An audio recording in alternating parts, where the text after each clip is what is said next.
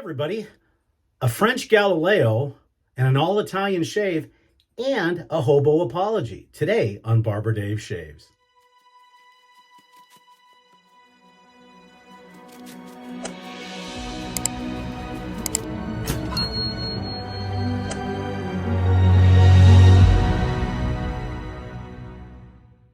Hey everybody, first and foremost, an apology.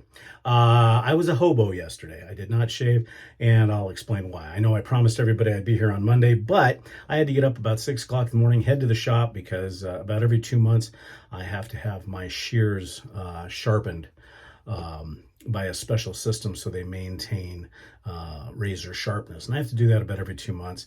And so by the time I got down there, it was noon. And then I had to go to the bank and do all of my other barber errands. By the time I got home, it was close to 5. And at that point, I said, nah, it's not worth it. So I apologize. So today we're going to make up for it with a really, really good luxury shave with one of my favorite products and one of my favorite fragrances. So we'll do that. We are going to do a we are going to do a straight razor shave today.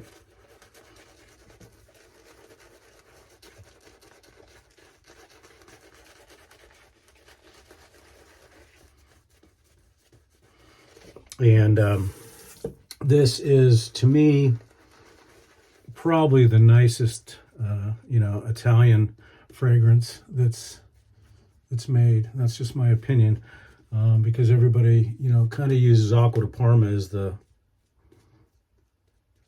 benchmark, and it's been copied and everything else. But this one, to me, is the best because it actually, and I've said this over the couple of years. And by the way, just in case you're wondering, I've got over 709 videos now, and we were pacing 1,270, but I lost a couple. Maybe people just got bored of me.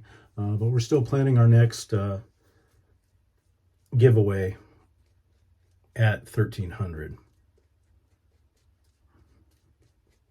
And so what are we using today? Well, we're using the Galileo Galilei. This was part of, this is razor number 3 in the special editions from Seppa and Ficcio Veracino. It was made, the first one made by Thierce Izzard. It's a 6/8 with a barber notch. Just a beautiful, beautiful razor. I've only used it like 2 or 3 times. This has been honed on a cauticule and then a balsa convex strop, and then a bench leather strop. The soap we're using today is Seppa and Ficcio Veracino 70th anniversary.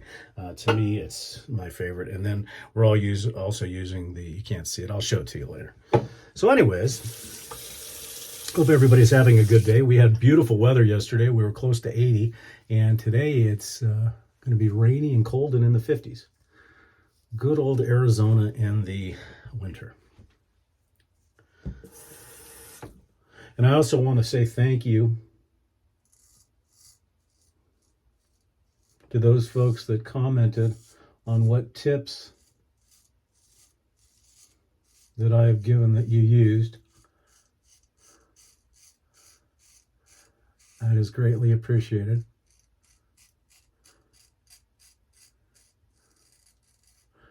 Still figuring out the logistics on doing a live show here on this channel. As you all know, we do a live channel at 6 p.m. on Tuesdays on the Drinks and Dave show. So join us today because it's going to be Dear Davy, kind of a play on Dear Abby.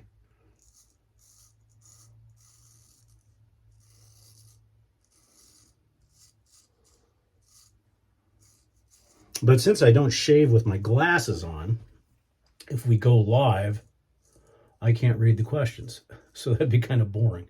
So we're going to try to figure out the logistics of that.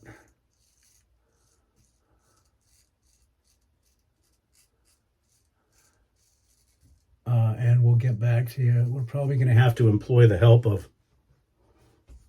to read the questions, but that'll be a lot of fun. Also, we're looking at starting a new channel. We've already got Barber Dave's take on things.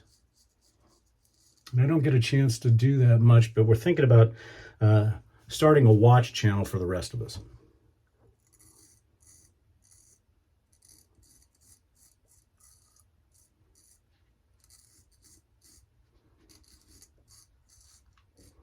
A lot of watch channels today are great channels. A couple I can mention right out of the gate is Nico Leonard, Tony Baldessari. Oh God, my brain's not working. One of my favorites, I can't remember. Watch Finders, I think. I can't remember. Anyways, a lot of these channels, these guys are so technically advanced as far as they know every single movement, they know everything. But a lot of them are also retailers for certain watch brands, which is fine. And their extensive knowledge is amazing. But I haven't seen a ton of channels that are just for guys who collect. I mean, I know that most of these gentlemen started out as watch collectors and then made a business of it, and some of them have millions and millions of subscribers. What I want to do is take it from a different point of view of just a collector who collects his watches because they like them. Because a lot of times, and in the watch industry, it's very opinionated.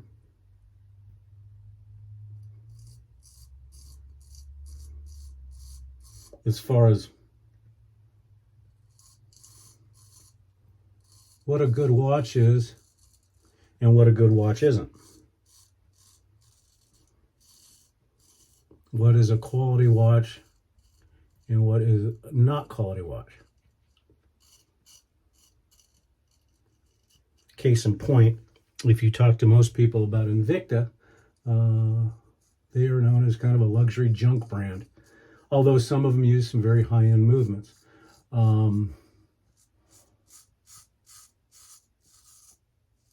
We won't be getting into the replica watch thing because that's a whole different animal.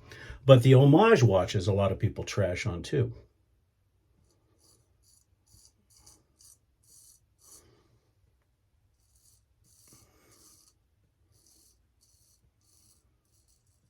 Because a lot of them steal the thunder of your major brands. And probably the most, I don't want to say copied because it's not. The most homaged watch is probably the Rolex Submariner and the GMT Master 2. Well, what I want to do is talk about watches not from a completely technical standpoint, although I do have some technical knowledge with the watches.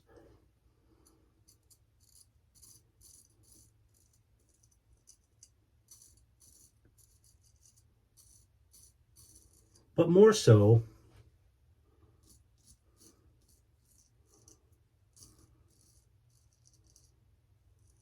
on why, for me,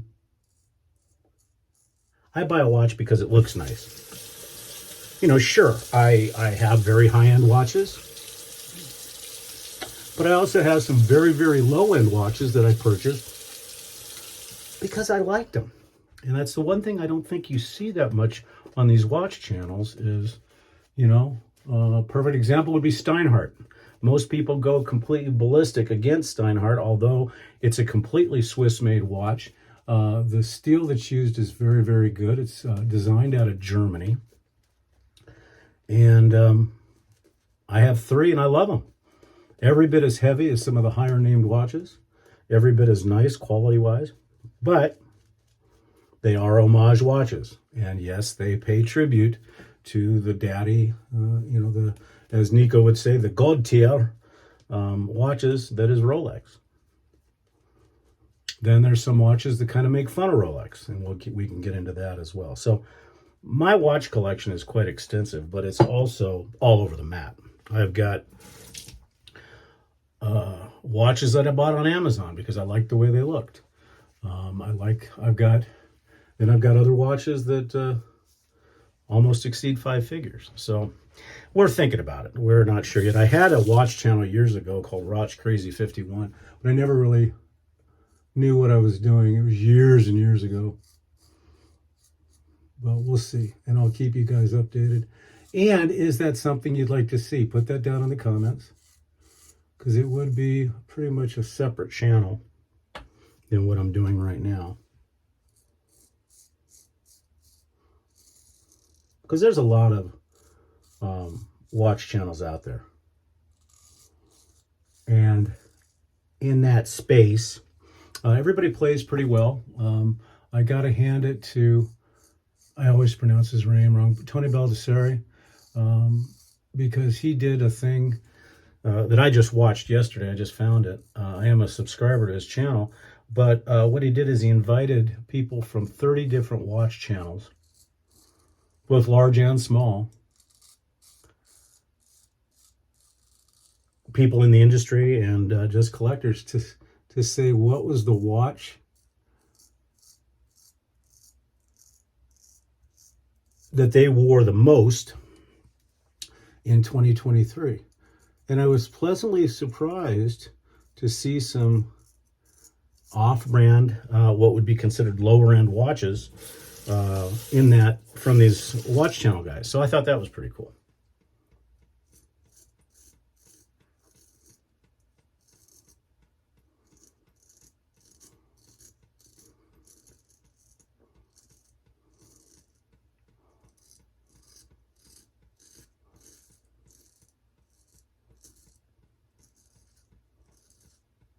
So we'll see if that comes to pass. 3 beautiful passes. And like I said, the Saponificio Veracino just makes your skin feel just incredible. A little bit of cleanup today.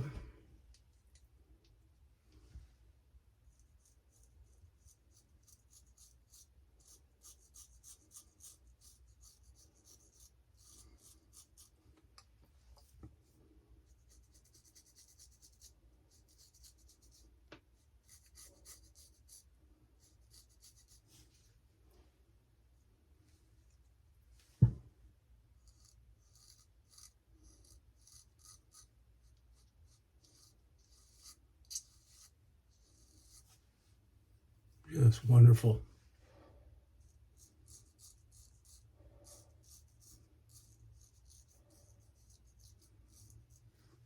While you're at it, don't forget to come and visit us at the Shaving Cadre. We would certainly appreciate it. We feel that we're the finest gentlemanly shaving forum and other pursuits.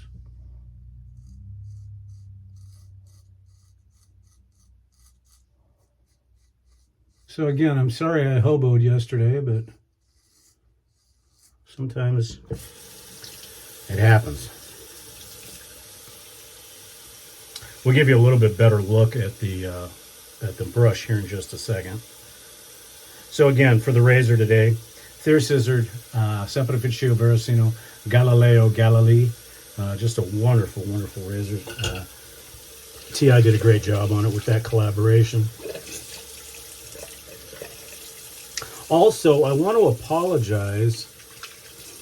As most of you know, I am a brand ambassador to Brands to Market, which is owned by Antonio Pavan. And there was a code that was supposed to be used to receive a discount on Cella and Saponificio Veracino products.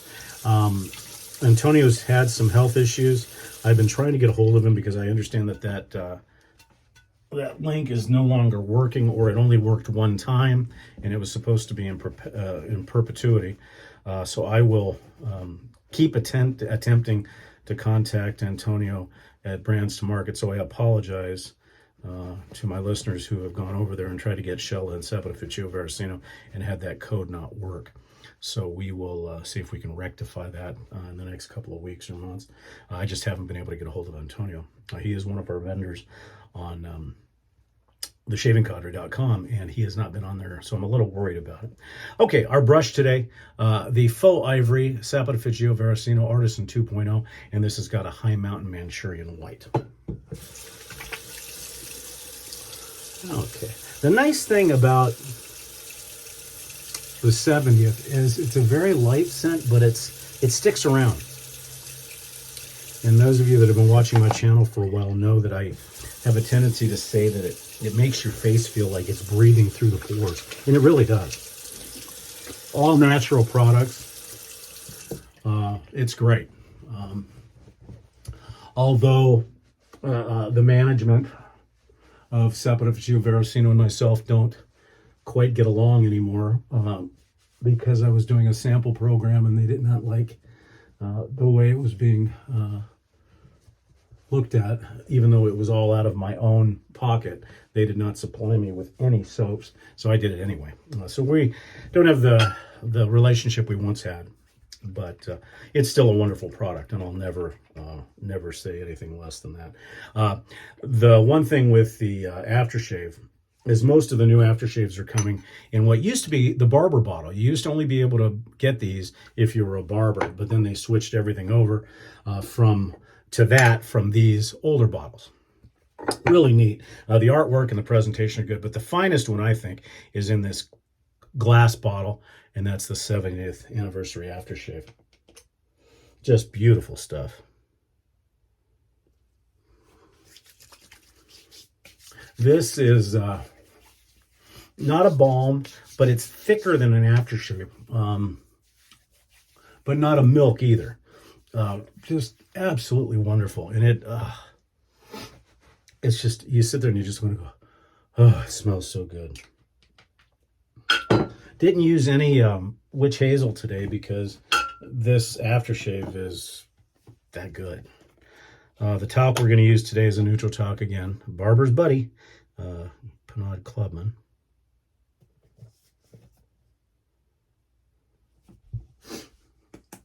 This one's going to be a ghost.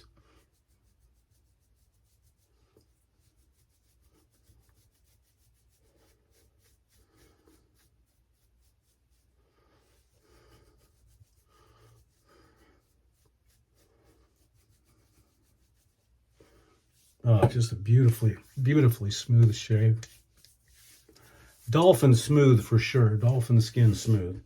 And for our EDP today, we'll be using the same Seppa Veracino 70th. And again, with their presentation, it's just very classy, very high-end. Just good stuff. And of all the citruses, because mostly, as you know, citruses kind of die pretty quick just by the chemical nature of the properties of a citrus fragrance.